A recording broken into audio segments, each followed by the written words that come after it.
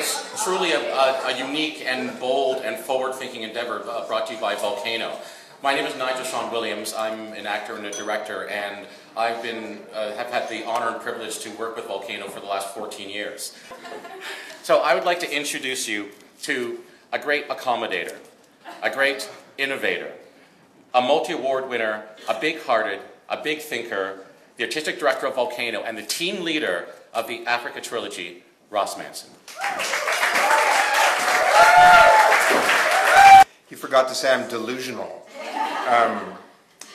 So a part of the delusion that sort of motivates me is that I can tackle these giant projects. It's because I don't really realize what I'm getting into. And we've been meeting here at the Gladstone for about 2.5 days now, creative meetings with the artistic team. And it sort of hit me today that, oh my God, this is an impossible project.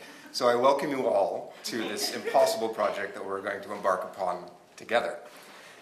About a year ago-ish, I listened to a series of lectures that were broadcast on CBC radio. I didn't hear them all on the radio, but the snippet that I did hear made me think, I need to listen to all of these, so I ordered them through the CBC website. They're collectively called Race Against Time, and they were the Massey lectures given by Stephen Lewis. I'm sure all of you in this room know Stephen, and many of you will be familiar with these lectures. As a theater artist, what stunned me was here is a subject matter that is vast and inviting and invisible on the stages of our theaters. So it seemed like a no-brainer to do some kind of project about specifically the West's relationship with Africa, because I can't pretend to have the expertise to talk from an African point of view. But there's something really, really interesting in the way the West and Africa interrelate. And then through a series of very logical steps, I've generated this giant project. But the first step was, well, why would I want to do a little Canadian project about this? How could we think we could possibly have the expertise to speak to this here? So it seemed obvious that there needs to be an African team involved. But then also, because of the way the West and Africa work, I thought, well, we need some power centers. We need the United States of America, and we need Europe to speak to this.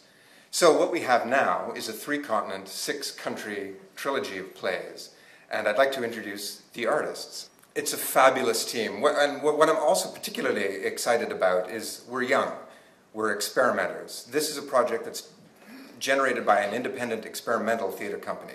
This isn't the National Arts Center or Lincoln Center, it's Volcano. And the artists that are working on this project have experience as experimenters. So it's a young, it's a fresh, it's an experimental take. And we're enlisting partnerships with giant organizations so that that can go forward. But it's a really, I think, important and vital beginning. So, our artists. Christina Anderson, Christina, just so people can see you. Christina's our American writer. Christina's... The writers in particular will be shy, I think. Christina's from Kansas City. She was living in New York when I first met her. She's now doing an MFA at Brown, one of the best writing programs in the United States.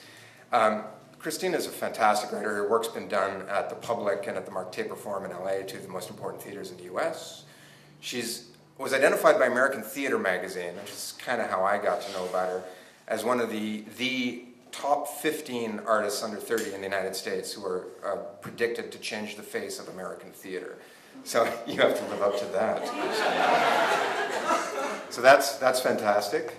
Liesl, Tommy. Liesl's our director from South Africa. Liesl,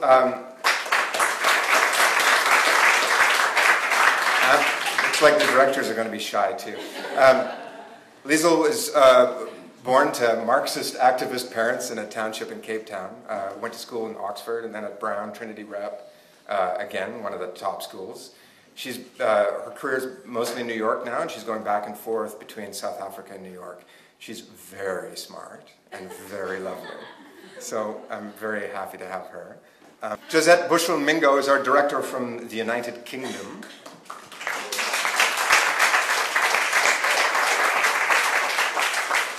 What's really cool about Josette is she's just got the Order of the British Empire from the Queen. Which is, That's kind of cool. Josette, many of you here will know her because, or have heard of her because she just directed for the National Arts Centre of Canada and the Royal Shakespeare Company, the Penelope at Margaret Atwood's fantastic myth. So Josette did that. Josette runs a theatre for the deaf in Sweden now, and she goes back and forth between London and Sweden. And I mean, her resume is ridiculous. It's just, she's directed for everybody, and she's wonderful. Roland Schimmelpfennig, our playwright from Germany.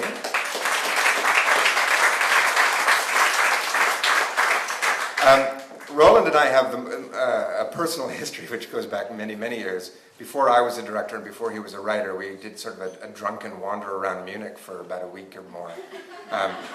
We were both assisting on a project that for a Munich-based director that actually ended up never happening, but it was an auspicious meeting. Roland has since become arguably the hottest young playwright in Germany. He's been translated into 20 languages, at least, so it says your bio. Been produced all over the world, at the Royal Court, at the Hero Arts Centre in New York. I directed the Canadian premiere of a play of his called The Arabian Night, which was won the People's Choice Award at the SummerWorks Festival a couple of years ago and was the most attended show in the history of the SummerWorks Festival. He's an incredible innovator and an incredible writer, and he's won lots of prizes, the Schiller Gedächtnis Prize, the Vienna Nestroy Prize, big prizes. So that's Roland, and delighted he's here. Binyavanga Winena is our writer from Kenya. Binyavanga double-booked himself unwittingly. As you can imagine, getting all of these people into this room from all of these countries has been a nightmare. The dates went back and forth many, many times, and finally we've all found a date on email that we could come. And then a few days later, Binyavanga was like, oh God, oh no, I'm supposed to be in Frankfurt meeting the President of Germany. So that's where he is. The President of Germany trumps us. He's the editor, founding editor of Kenya's only literary magazine, Kwani. Because of that and because of the kind of person he is, he's, I'd say, arguably one of the most important literary figures in Central Africa. He's given voice through his journal to some of the most vibrant, most exciting young writing in Africa. He's himself a winner of the Kane Prize, which is often called the African Booker Prize. He's a journalist, a novelist, short fiction writer, a ferocious thinker and provocateur, and an all-around delightful, charming, funny man.